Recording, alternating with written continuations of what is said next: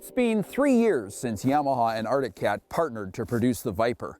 In that time, Yamaha has tweaked the Viper to increasingly include more of their own DNA. On this week's test ride, we're going to drill down and find out what makes a Viper a Viper. First, we'll talk about this Viper model, the Ditch Banger R-TX, with upscale Fox FLOAT suspension components and a racy look that's impossible to miss.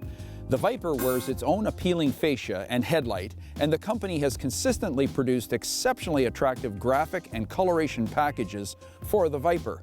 This RTX model is no exception. The 129-inch sliding arm skid out back has been perfect for aggressive trail riding the past 3 seasons. We now want to determine if this 2016 Viper variant can provide a satisfying mainstream trail experience. It has become increasingly clear to us here at SuperTrack SnowTrack's world headquarters that 4-strokes do not make the best platform for ditch banging. Now, you may beg to differ. However, the extra weight of a 4-stroke, still pegged at about 60 pounds to a comparable 2-stroke, precludes heroic ditch antics.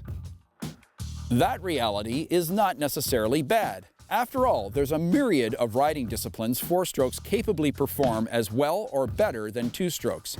Big mile touring, 2-up riding, and utility functions are increasingly handled better by 4-strokes. However, that does not get to the heart of the issue.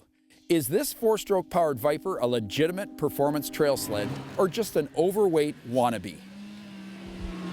Clearly, this issue comes down to Yamaha's immensely capable 1049cc 12-valve triple-cylinder 4-stroke. This engine puts the Viper in a league all of its own. And let's set the record straight, it isn't solely about peak horsepower or top speed. It's about the seamless torque and the 2-stroke-ish thrust the 1049 extrudes. Make no mistake about this, the stake in the Viper package resides right here under the hood. Clearly, Yamaha DNA, specifically the company's incomparable engine building skill, is bolted into every Viper and makes this sled uniquely capable at shredding trails and logging big miles day after day. Something else that's purely Yamaha and contributes to the Viper's unique flavor is the YXRC clutch duo. We've made some comments the past 3 years about this clutch setup needing an update, specifically a roller cam helix in the secondary. And we stand by that observation. However, we cannot and will not deny that Yamaha's current YXRC clutch combo is ridiculously kind to Kevlar. The lack of a roller cam keeps the engine lugging hard and takes full advantage of 4-stroke torque. One issue Yamaha has hung their helmet on that doesn't ring any of our bells is a propensity to equip their performance trail sleds with the skimpiest, most ineffective windshields in the biz. Inasmuch as we get the tough guy look of this useless piece of polycarbonate, its effectiveness is limited to locales that do not enjoy winter. Truth is, you can buy a replacement windshield for your Viper and enjoy comfort and good looks. Another exclusive Yamaha feature included on the Viper that confounds us is the inclusion of their tuner skis. These dual-skag tunnel-style boards produce good and not so good handling traits. Here's what we mean. The tuner ski can be set up with a plethora of varying length carbide runners to custom tune your handling preference.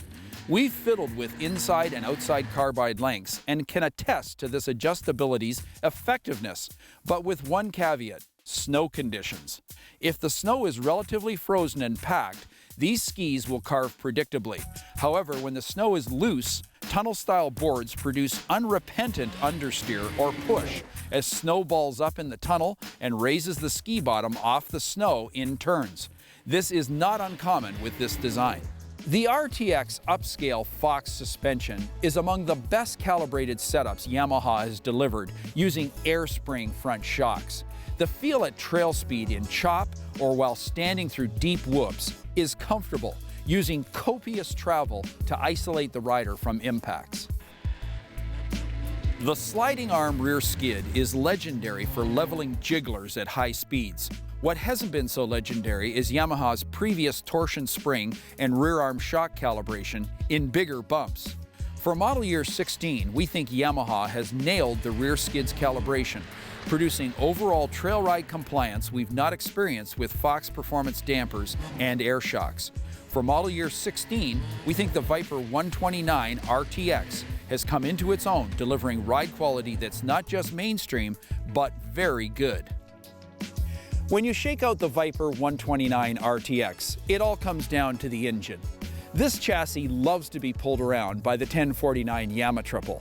It delivers addictive corner-to-corner thrust and respectable top end. Truth is, there's a reason why we've anointed this engine as the best four-stroke power plant in the business. If you enjoyed the video that you just watched, like it and then subscribe to our page for more great content from SnowTracks TV.